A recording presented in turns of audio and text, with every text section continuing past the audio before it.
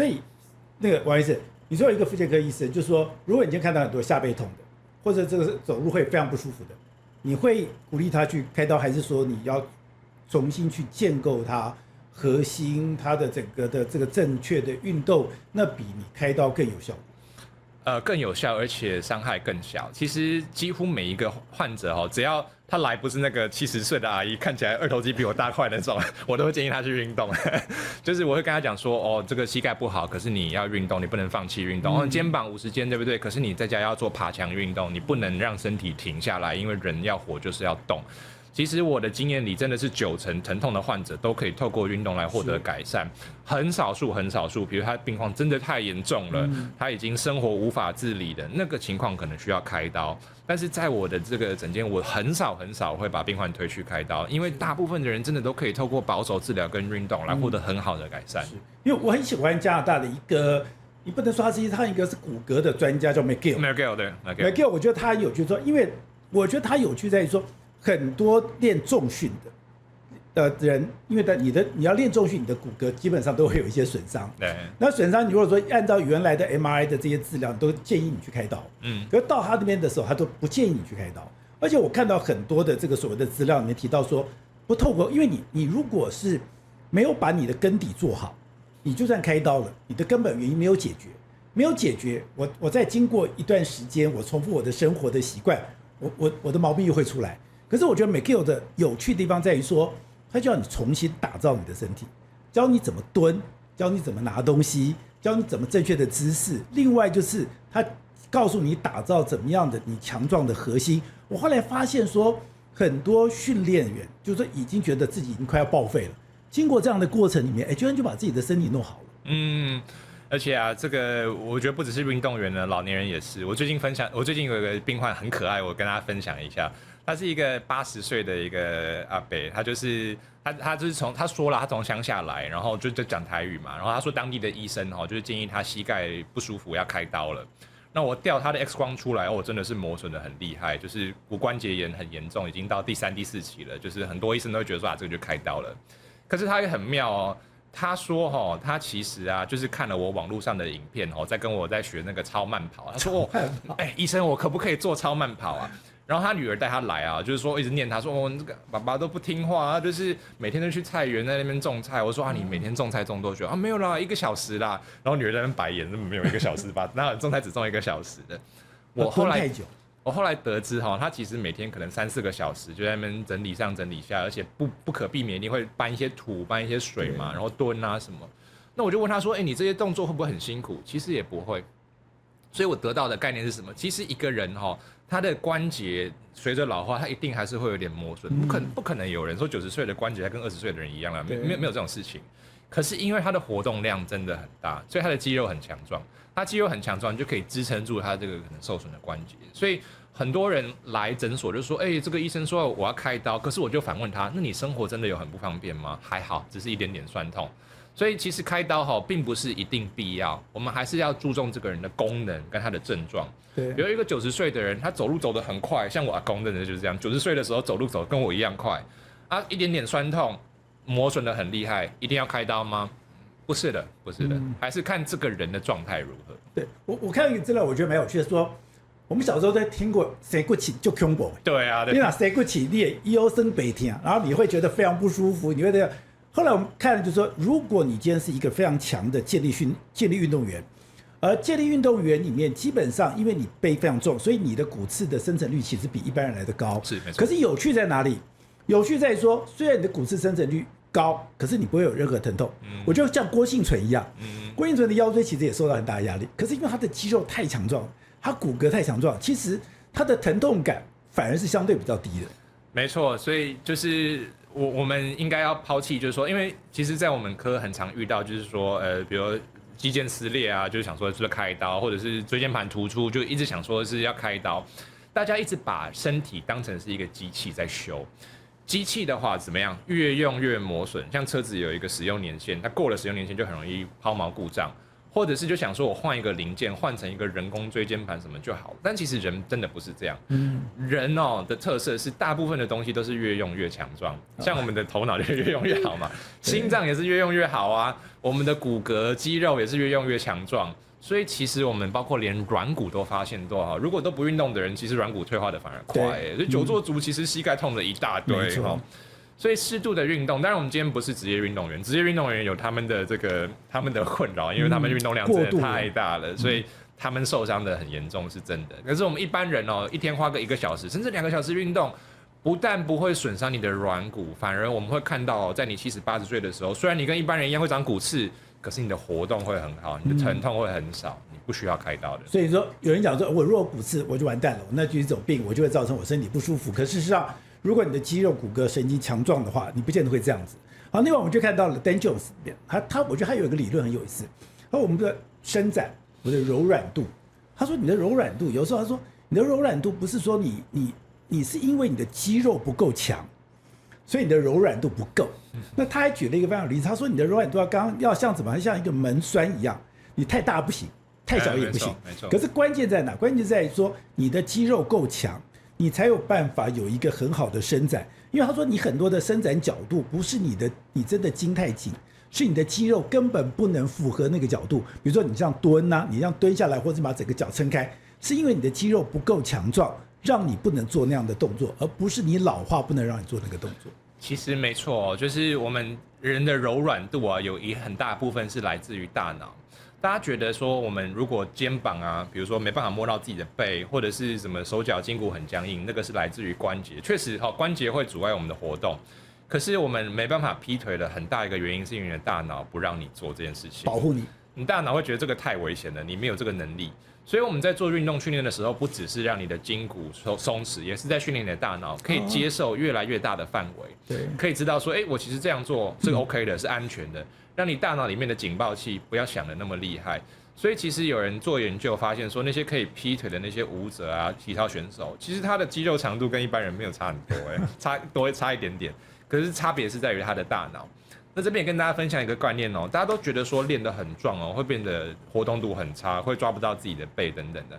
其實這個是完全錯誤的說法。其實一般有做重訓的人，活動的角度都比一般人好。對，其實我們想想看一般我們做深蹲啊、做臥推啊，其實他需要的關節活動角度還蠻大的。沒錯，一個人如果可以蹲到屁股碰到腳踝，其實代表說他的腳踝的活動度。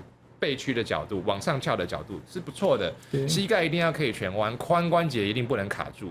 所以一個人可以做到一個亞洲蹲，或者是我們就是叫全蹲，這個代表說他一定是活動度不錯的。那我們重訓的人每天都在做這件事情，每天都做個幾十下，練習很多。所以有人在說練得很壯會阻礙活動度，這件事情是完全相反的。練得很壯的人反而活動度都還蠻好的。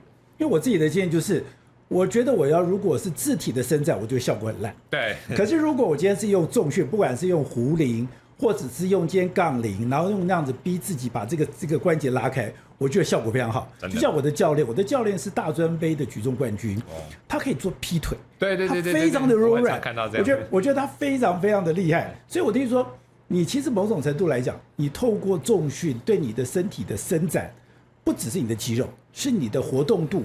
你的這個伸展，像以前我沒有做重訓之前，我還有一個問題我手如果這樣伸，我會扭到，會扭到。比如說我開車，我要在後面拿東西，拿後頭拿東西，我通常在後頭拿東西，我這手就快一點。可是我現在這樣子練完以後，我就發現我不太會這個樣子，所以它是一個多元的這種進步。對，其實像我們診所的物理治療師嘛，很多像這個會轉移流的人，我們就是用物理治療師的雙手去幫他做一些這種鬆開啊、拉筋啊。其實大家想想看，這個動作跟我們在做重訓的時候那個臥推的動作其實一模一樣。對，拉開。差別是在於說，我們可能是一個啞鈴在把你往後拉，跟物理治療師的雙手在幫你往後拉，其實動作很類似，只是出力的人不一樣而已。所以其實，在我的心裡啊，做重訓就是一種負重的拉筋，就是這個重量不斷的在幫你把你的關節活動度打開。所以做重訓真的是好處多多啦，是絕對不會讓你手腳僵硬的。我想說，我就可以分享一個字，我以前在做臥推的時候，我很緊張，我就一直這樣推着。可是我的教練一直告訴我，你要放鬆。你要想看，我如果今天是握了一個70公斤的重量，他居然不是叫你跟他抵抗，他是叫你放鬆，叫你放下來，叫你的背這樣拉開。所以我後來才學到一個，就是說，其實你在做重訓的時候，我某個程度來講，我是在伸展，我是在放鬆，沒錯沒錯。所以我放鬆到最後面，我才做出力。當我學到這個之後，我才發現我的肩膀、我的身體、我的背就開始慢慢拉開了。這是一個我覺得很有趣的這種經驗。而且很多人有那個肩頸容易聳肩痠痛的問題，做完重訓也都好了，就是因為你知道怎麼控制自己的肩胛骨，控制自己的身體。是。好，那說好的，最後我要問你一個東西，我覺得你這個親身經歷，因為我覺得你也在經過很多的這個所謂的過程調教。因為我們知道以前很多健身教練說，你如果做阻力訓練、做健身，你就不要跑步，因為跑步會消耗你的肌肉。那這樣的話，等於說我辛辛苦苦做重訓，我累積的肌肉我就把你分解掉了，這不划算。所以呢，你就不要跑步。所以它會有一個壁壘分明，重訓是重訓，跑步是跑步。可是我發現你又重訓，你又跑步，而且這中間其實是你經過一個自己試驗反省的過程。對，因為我其實多年來幾乎不太做什麼有氧運動。那隨着我慢慢長大，念了越來越多資料，我知道其實這樣是很不行的。因為這個就像是吃飯只吃一種菜一種肉，很偏食。可是以前很多健身教練不都叫你說不要跑步嗎？他說如果要讓你的這個所謂的爆發力毀掉，就叫你去長跑嗎？其實這樣講也還是有部分正確啦。但是其實我們講好，就是一般人如果今天不是職業選手的話，其實基本上你跑步是完全不會影響到你的肌肉成長的哦。那針對於像是一些精英選手的話，他們可能不會很常跑步或跑一點點的原因，主要其實是因為人的精力跟時間有限嘛。我們一周就7天，一天就24小時，我們可以運動的時間跟你的力氣就這麼多。如果一個舉重選手他要花很多時間去跑步，那他就沒有時間練他的舉重啦，或者是他練舉重的時候，他可能力氣就已經用掉了。所以他們的這個訓練方法還是就是集中在做舉重。但是如果今天呢，他花一點時間出來跑步，會不會影響他的肌肉，影響他的舉重成績？其實不會。像就我所知，其實很多國手級的舉重選手，他還是會跑步，他只是跑一點點而已，可能偶爾跑個30分鐘，他絕對不會跑個10公里、20公里。但是主要的原因不是因為他害怕跑步會讓他的肌肉流失，事實上是完全不會的。尤其像我這種業餘的人，真的是一點點都不會。對，我開始跑步之後，其實我舉的重量都一模一樣啊，並沒有差別，完全沒有感覺到負面的影響。那知道您有提到說，你以前只做重訓，然後後來你就開始加上跑步。那我還看過你就說你還是負重，也就是說你還是背着水壺，背20公斤走路。你說你做阻力，你在做跑步，你說你現在的身體的狀況比你之前更好，就這種平衡對你來講是更好的狀況。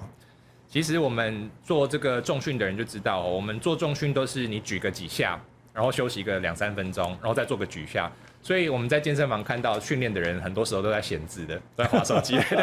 那就代表說你在健身房1個小時，實際在動的時間可能是15-20分鐘，可能1/3甚至更少的時間。所以其實那個運動量還是少的。相對起來，如果一個人是跑步1個小時的時間，他幾乎心跳都是在140、150甚至更高的狀態之下，所以他的熱量消耗跟他的活動量是大的。對，所以我覺得重訓雖然是有活動量，它絕對不能取代傳統的有氧，就是說這個刺激心臟跟大量消耗熱量的這個效果。我自己有一個蠻深的體驗，就是以前我在實習醫師的時候，我好常感冒。我每一次回家，我媽就說：“你怎麼又在感冒了？1個月、2個月就感冒一次。”當然有幾個原因啊。第一個原因就是因為那個時候真的是睡眠很不足，每3天就值1次班，晚上睡覺就亂七八糟。第二件事情是那個時候我開始練重訓，可是我完全連走路都沒有，一點點有氧都沒有。後來開始練有氧之後，很明顯的感受到身體的抵抗力不同了。後來啊，不僅睡得比較好，連這個大概1-2年不會感冒一次，然後感冒的時候就會覺得說，有點怪怪的。像有時候我會發覺說，自己的淋巴結有點腫腫的，然後好像有點比較累一點點，有一點東西不太對，然後旁邊的人開始咳嗽，開始發燒，然後過幾天就好了，然後他們可能1個禮拜之後才好。我後來就感覺到自己的身體很明顯的是有往好的方向走。對，那如果怎麼樣分配呢？就是說，那我這樣子的話，那我是專注在我要做這個所謂剛剛講的最大的這個攝氧量，那我應該去做這個部分，還是說我怎麼去分配我的主力訓練跟我的這個所謂的有氧訓練呢？我現在啊，1周行程大概是我都至少要做2天的重訓，還是做2天？對，因為我覺得只做1天的話，真的有點太少了。其實官方也都建議1個禮拜至少做2天的重訓。那我剩下的4天5天就盡可能每一天都跑步。當然有時候每天跑步。我現在大概跑4天了。OK。那有時候再忙一點變3天，可是3天就真的太少了，所以我1個禮拜休1天，然後2天重訓，然後4天跑步。現在的長這樣子。那也是因為我現在等於說，我對於重訓的期待，我就是維持就好，我已經沒有想說再去拼，說我要舉220、230了。但是我倒是希望說，我原本很差的有氧能力，可以透過我的訓練強一點。比如說我可能追求我的半程馬拉松可以跑到100分鐘，1小時40分鐘，這個是我短期的目標了。對，我現在的目標比較推進在這個地方。好，那現在很多人講說，我知道我要重訓，但到底要多重？就像 Dan Jones 每次問你所謂的重，什麼叫重？那到底有多重？那有人講說，他有個指標就是說，我的臥推是我身體的體重的1倍半，我的這個深蹲是我身體的2倍，硬舉是我身體的2倍半。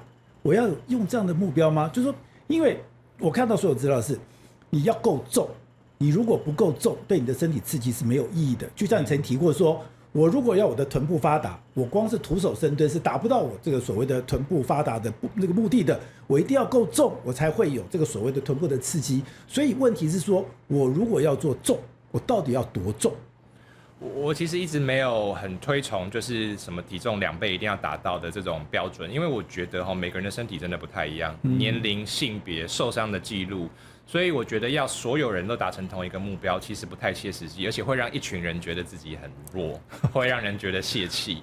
但是我的看法是我們每個人都應該要追求自己的最高標、最極限。我在健身房看到一個情況就是有些人呢，在裡面舉啞鈴，然後舉的是那種輕輕的粉紅色小啞鈴，可能1個小時，你看他汗都沒有流一滴，然後神情輕鬆，那這個很明確也是沒效的。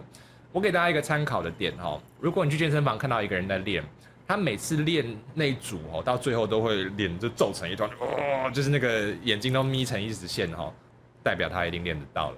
因為我們重訓做到位的人，其實最後幾下會非常的緊，非常的累，非常的酸，很想要放棄。你全身都在告訴你，趕快把這個重量放下來，你快不行了。這個就是你身體接受到足夠刺激的一個表現，看臉就很準。那每個人的就最後一下，最後那一下，可是如果你做的就是氣定神閒，就是臉不紅氣不喘，那肯定是沒有讓你的身體去 push 到那個極限的。那這個長期練下來，你的成績就不會太好。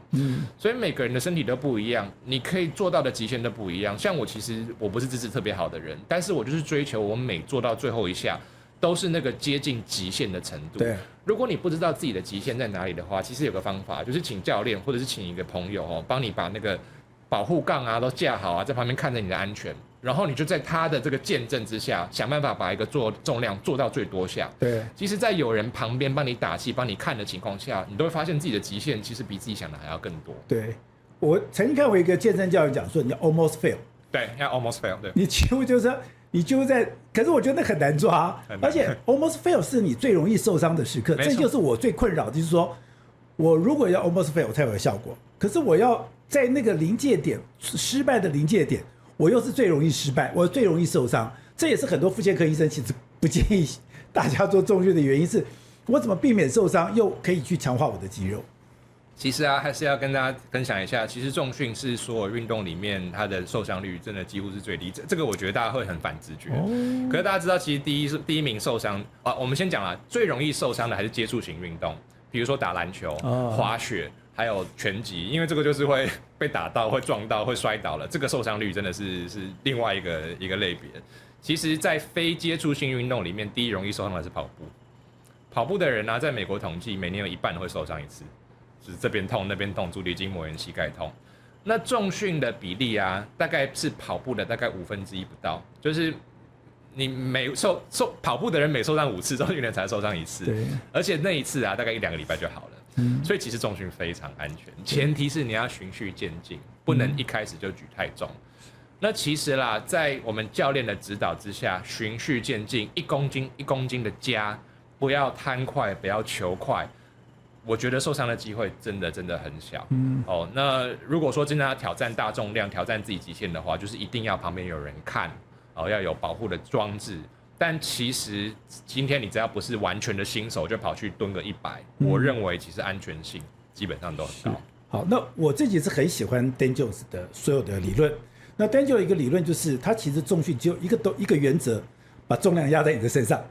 不管是你說農夫走，他說農夫走路是一個大家都被忽視的這個好處，甚至推雪橇。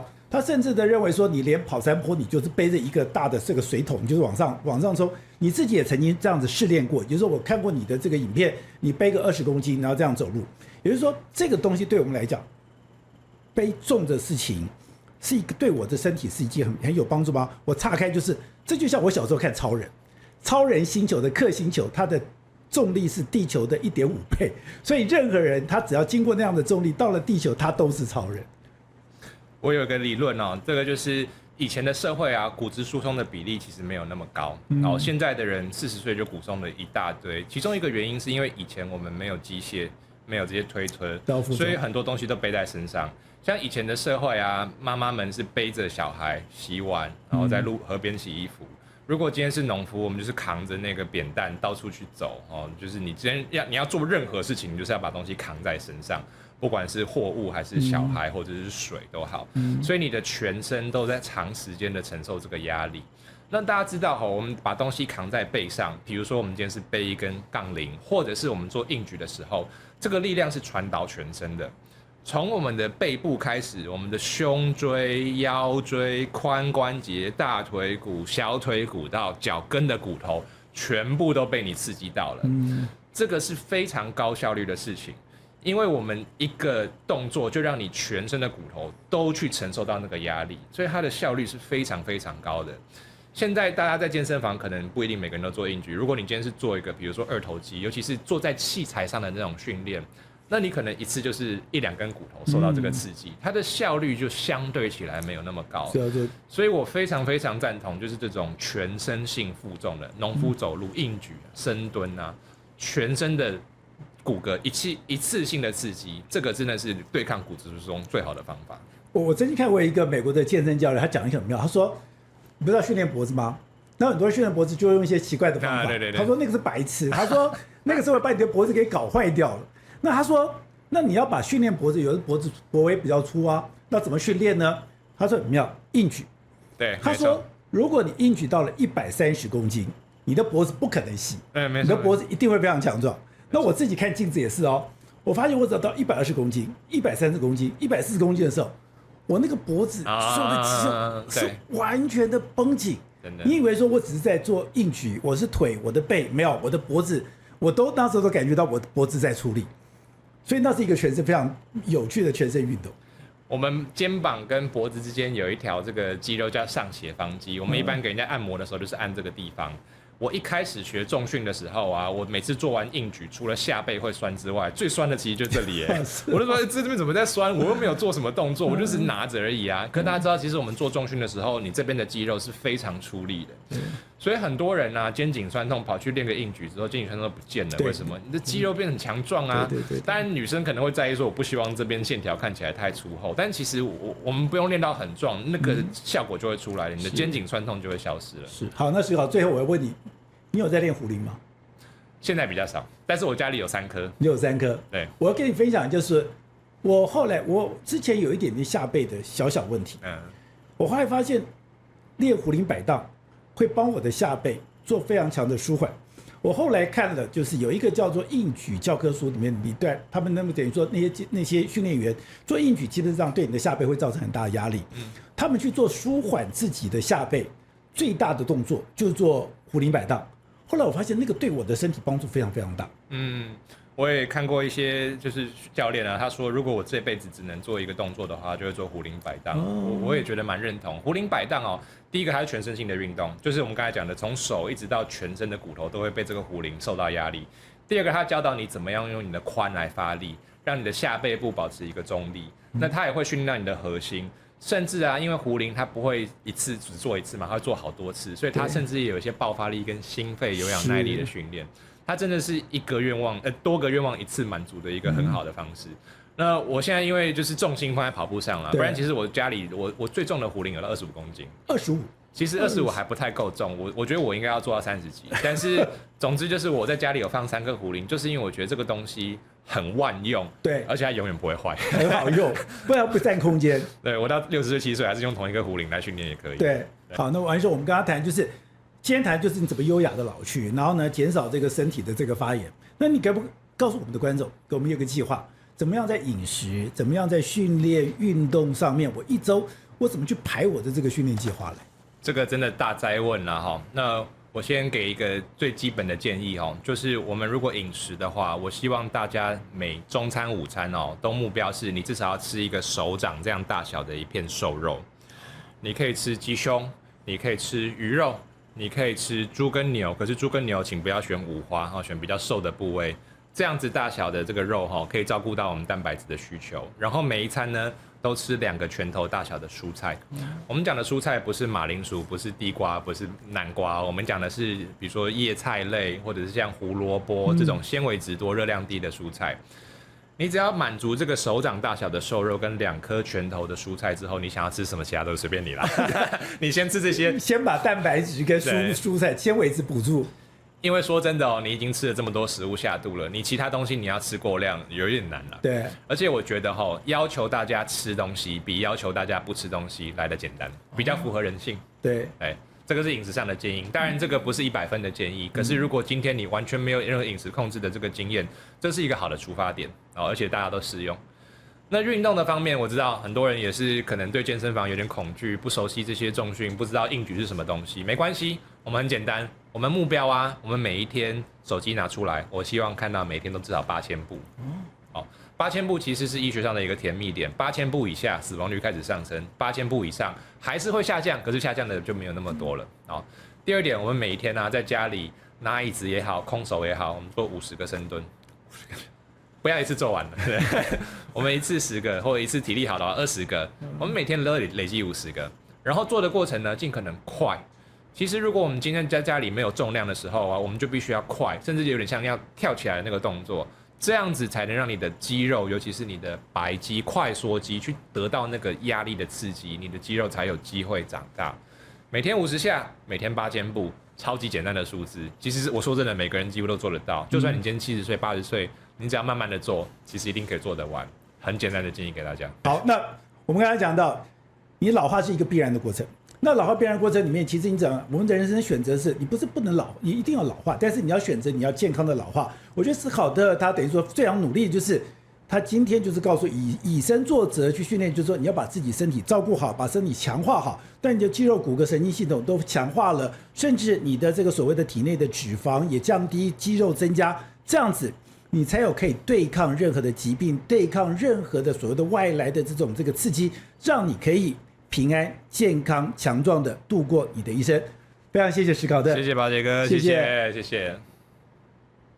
各位寶傑朋友圈的朋友，大家好。您對我們的支持，還有您對我們的指教，其實我們都會認真的閱讀，因為您的每字每句都是我們自己反省，我們要自我檢討，甚至我們未來怎麼去調整方向的一個關鍵的因素。所以我們就剛剛講到的，就是你現在的這些留言。有什麼留言？那我們可以怎麼樣子來的跟觀眾來進行回答？淑娟說：“支持寶傑及團隊，你們是最優秀的。”非常謝謝您的肯定。當時講說，我們的節目其實還有很多改進的地方。那這種改進也是我們每天都在做的工作。聽後X5R他說，政府部門主管機關應該管理一下，堅決不讓中共產品進來台灣。我覺得應該這樣講，就是現在大家覺得很難思考，是說。我們知道現在有很多的網購，現在很多的網購居然是有很多的中國的網購是這樣直接進來。那你如果說沒有任何的管制，現在很多國家都有管制，我也不理解說為什麼我們台灣在這方面沒有管制。你沒有管制，第一個你的品質，第二個你是對台灣的商業、對台灣的產業會不會有傷害？這都是政府應該面對的問題。Rookwood 0222他說：“天佑台灣，感謝寶傑，一起保護台灣，台灣人加油。”當我們希望說，在台灣這塊土地裡面，我們真的好好的守護，好好的來保護這個國家。Karen 說：“感謝寶傑哥製作這麼好的節目。”其實能夠做這樣的節目，其實是我覺得那是一種福分，那是一種福報，我們會非常珍惜。喂，20110他說他看了鄭習慧那一集，他說只有我覺得鄭麗文尖嘴猴腮，面露凶相嗎？對於鄭麗文是不是尖嘴猴腮，我們不予置評。立刻他看了川普無視習近平警告的那一集，他說中國與和平水火不容，要改成這樣子比較通順。也就是說，中國跟和平不水火不容。其實今天要追求和平的其實是台灣，我們從來沒有挑釁過對方。好，我剛剛講到的，我們非常認真的在做我們的一個工作。其實我們剛剛講到，我從以前我其實沒有任何政黨，那我也不去標榜這個東西，我只告訴你說，我們現在在這塊土地裡面，我在民進黨跑那麼久的時候，我學會一句話：相信台灣，相信人民。相信台灣，相信人民，這是我做這個節目裡面最中心的思想。